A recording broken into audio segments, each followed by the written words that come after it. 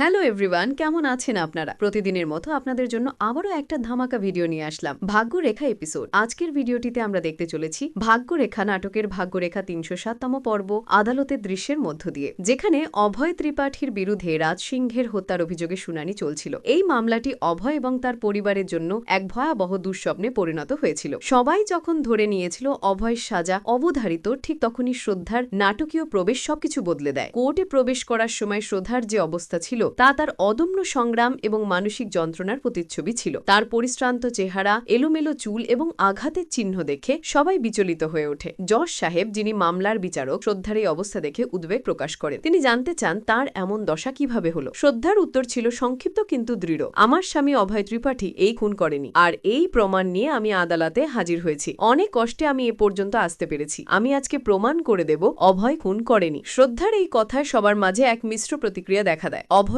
বাবা, যিনি দীর্ঘকাল ধরে ছেলের নির্দোষিতা প্রমাণের জন্য প্রাণপণ চেষ্টা করছিলেন, শ্রদ্ধার এমন অবস্থা দেখে ব্যথিত হন। তিনি জিজ্ঞেস করেন, শ্রদ্ধা, তোমার এই কি অবস্থা হয়েছে? কিভাবে এগুলো হলো? শ্রদ্ধা শুধু উত্তর দেয়, বাবা, অনেক কিছু ঘটে গিয়েছে। এই সংক্ষিপ্ত বাক্যটিতে তার দীর্ঘ সংগ্রামের বেদনা এবং দৃঢ় সংকল্পের এক গভীর ছাপ ছিল। জজ সাহেব, ভিডিওটি কেমন লেগেছে অবশ্যই কমেন্ট বক্সে জানাতে ভুলবেন না। পরিস্থিতি স্বাভাবিক করার জন্য সবাইকে নির্দেশ দেন নিজেদের মধ্যে কথা না বলে যা বলার তা কাঠগড়ায় এসে বলতে। এরপর শ্রদ্ধাকে কাঠগড়ায় নিয়ে কথা বলার সুযোগ দেওয়া হয়, যেখানে সে তার জীবনের সবচেয়ে গুরুত্বপূর্ণ বক্তব্যটি দিতে প্রস্তুত হয়। কাঠগড়ায় দাঁড়িয়ে শ্রদ্ধা তার দৃঢ় কণ্ঠে বলতে শুরু করে, জজ সাহেব, আমার স্বামী অভয় এই খুন করেনি। এই খুন করেছে রাগিনী সিংহানিয়া। সে তার স্বামীকে নিজ হাতে হত্যা করেছে। এই কথা শুনে আদালতে উপস্থিত সবাই হতবাক হয়ে যায়। কেউ বিশ্বাস করতে পারছিল না যে রাজ সিংহের স্ত্রী রাগিনী তার স্বামীকে খুন করেছে। রাগিনী সিংহানিয়া যে এতদিন শোকাহত স্ত্রীর ভান করে আসছিল, শ্রদ্ধার এই অভিযোগ শুনে নিজেকে সামলাতে পারে না। সে তীব্র প্রতিবাদ করে বলে, জজ সাহেব, আমি খুন করিনি। এইসব মিথ্যে বলে আমাকে ফাঁসানো হচ্ছে। জজ সাহেব পরিস্থিতি নিয়ন্ত্রণে আনতে রাগিনীকে শান্ত থাকতে বলেন এবং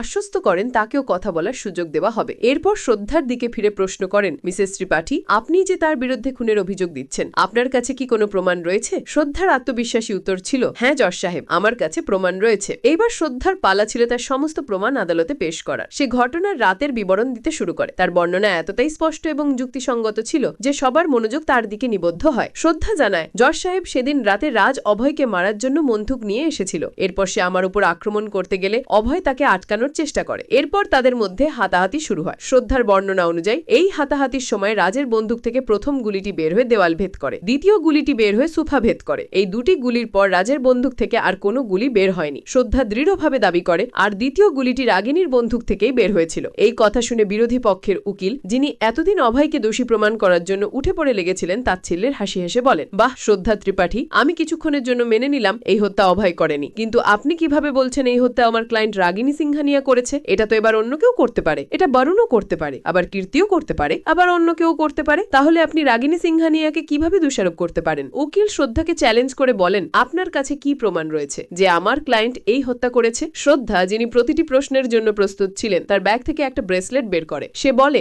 আমার কাছে প্রমাণ রয়েছে। ব্রেসলেটটা দেখিয়ে সে জানায়, জজ সাহেব, সেদিন রাতে পার্টিতে সেই হত্যাকারীর হাতে এই ব্রেসলেট ছিল, আর এই ব্রেসলেট যে রাগিনীর তার প্রমাণও আমার কাছে রয়েছে। এরপর শ্রদ্ধা তার ব্যাগ থেকে সেদিন রাতের পার্টির কিছু ছবি বের করে। ছবিগুলো জজ সাহেবকে দেওয়া হলে সেখানে স্পষ্ট দেখা যায় যে সেদিন রাতে রাগিনীর হাতে ওই ব্রেসলেট ছিল এবং খুনির হাতেও একই ব্রেসলেট দেখা যাচ্ছিল। এই প্রমাণ ছিল অত্যন্ত শক্তিশালী এবং রাগিনীর বিরুদ্ধে সরাসরি অভিযোগের একটি জোরালো ভিত্তি। শ্রদ্ধা উকিলকে আরো ক্লিয়ার করে দিতে বলে, উকিল সাহেব, আপনাকে আরো ক্লিয়ার করে দেওয়ার জন্য আমি বলতে চাই, খুনের সবচেয়ে বড় প্রমাণটা আমার কাছে রয়েছে। এই বলে শ্রদ্ধা তার ব্যাগ থেকে একটা রিভলভার বের করে, যেটি দিয়ে রাজকে হত্যা করা হয়েছিল। শ্রদ্ধা জজ সাহেবকে উদ্দেশ্য করে বলে, জজ সাহেব, এই বন্দুকটি রাগিনী সিংহানিয়ার, আর এটা তার নামেই লাইসেন্স করা রয়েছে। এই প্রমাণ ছিল এতটাই অকাট্য যে রাগিনীর অস্বীকার করার কোনো উপায় ছিল না। রাগিনী জজ সাহেবকে বলে, জজ সাহেব, এই বন্দুকটি আমার, কিন্তু আমি আমার স্বামীকে হত্যা করিনি। শ্রদ্ধা আমাকে ফাঁসাতে চাইছে, সে আমার থেকে প্রতিশোধ নিতে চাইছে। রাগিনীর এই শেষ চেষ্টা ছিল শ্রদ্ধাকে পাল্টা দোষারোপ করে নিজেকে বাঁচানোর। রাগিনী শ্রদ্ধার বিরুদ্ধে তার বোন কীর্তি এবং রাজের অবৈধ সম্পর্কের অভিযোগ তোলে। সে বলে, শ্রদ্ধা তার বোনের প্রতিশোধ নিতে চাইছে। তার বোন কীর্তির সাথে তার স্বামীর অ্যাফেয়ার্স ছিল। এই বিষয়টা শ্রদ্ধা সহ্য করতে পারেনি, আর এই কারণে সে আজ রাজকে হত্যা করেছে আর এখন আমার ওপর দোষ চাপাচ্ছে।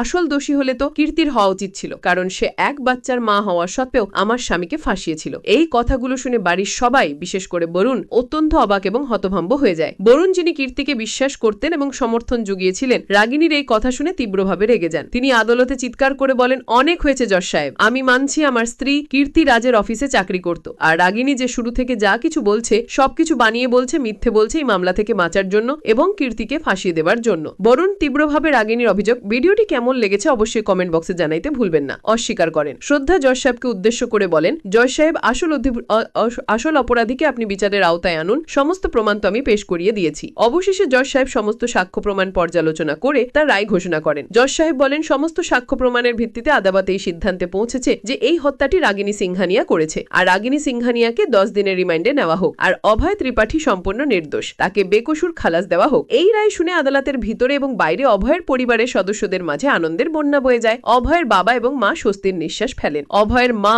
অশ্রুসিক্ত চোখে বলেন, শ্রদ্ধা না থাকলে আজ এত কিছু হতো না, হয়তো আমার ছেলেটা বিনা দোষে শাস্তি পেত। রায় ঘোষণার পর রাগিনী সিংহানিয়া শ্রদ্ধাকে হুমকি দেয়। রিমান্ডে যাওয়ার আগে সে শ্রদ্ধাকে বলে, শ্রদ্ধা তুমি আমাকে জেলে পাঠিয়ে কাজটা একদমই ঠিক করলে না, আমি এর প্রতিশোধ তোমার ওপর, তোমার পুরো পরিবারের ওপর নিয়ে ছাড়বো। তার চোখে প্রতিশোধের আগুন জ্বলছিল, যা ভবিষ্যতের জন্য এক নতুন আশঙ্কার ইঙ্গিত দেয়। এদিকে অভয়ের পরিবারের সময় আনন্দে আত্মহারা হয়ে অভয়কে জড়িয়ে ধরে, তাদের মুখে স্বস্তির হাসি। অভয় এবং তার পুরো পরিবার আদালতের বাইরে এসে বাড়ির দিকে রওনা হয়, কিন্তু এই আনন্দের মাঝেও এক অপ্রত্যাশিত মোড় অপেক্ষা করছিল। কীর্তি, যিনি এতক্ষণ বরুণের পাশে নিশ্চিন্ত ছিলেন, হঠাৎ করে অত্যন্ত ঘাবড়ে যান। নানাজি তার পাশে এসে তাকে জড়িয়ে ধরে বলেন, কীর্তি আর কি হয়েছে, তুমি এত ঘাবড়ে আছো কেন? তুমি কি ভেবেছো রাগিনী যা বলছে আমরা তা বিশ্বাস করে নেব? আমি যতক্ষণ আছি ততক্ষণ তো জানে তার বর ও তার বউ এরকম বেশরম বা ধোকেবাজ নয়। নানাজি কীর্তিকে আশ্বস্ত করার চেষ্টা করেন, কিন্তু কীর্তির মনে এক গভীর অস্থিরতা কাজ করছিল। ঠিক সেই মুহূর্তে পুলিশ সেখানে উপস্থিত হয়। পুলিশ এসে অভয়কে বলে, অভয় আপনাকে আমাদের সাথে থানায় যেতে হবে, আপনাকে একটু সাইন বলে তারপর বাড়িতে যেতে হবে। শ্রদ্ধা অবিলম্বে বলে, আমি অভয়ের সাথে যাচ্ছি, তোমরা সবাই বাড়িতে চলে যাও। এরপর অভয় এবং শ্রদ্ধা পুলিশের সাথে থানা অভিমুখে রওনা হয়। বাড়ির পথে বরুণ কীর্তিকে উদ্দেশ্য করে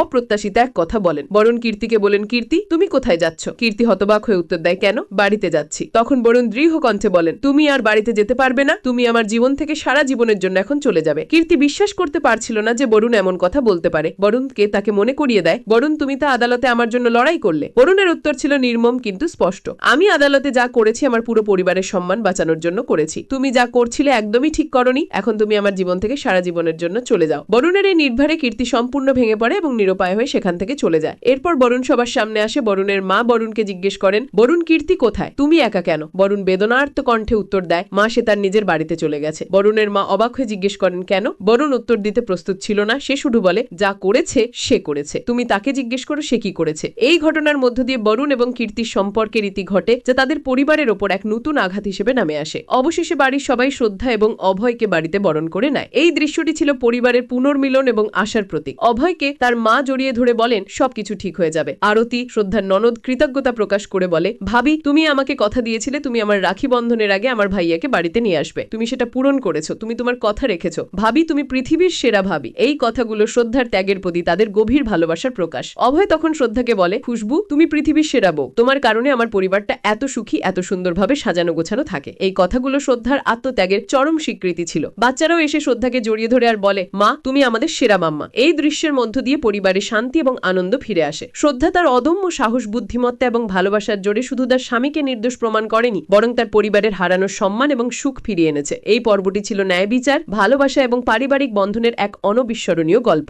ভাগ্যরেখা ধারাবাহিকের 307তম পর্বের এই বিস্তারিত ব্যাখ্যা আগামী পর্বের জন্য এক নতুন কাহিনীর ইঙ্গিত দিয়ে শেষ হয়। আজকের ভিডিও এই পর্যন্তই। প্রতিদিনের মতো ভাগ্যরেখা এপিসোড পেতে চ্যানেলটি সাবস্ক্রাইব করে আমাদের সাথেই থাকুন। ধন্যবাদ।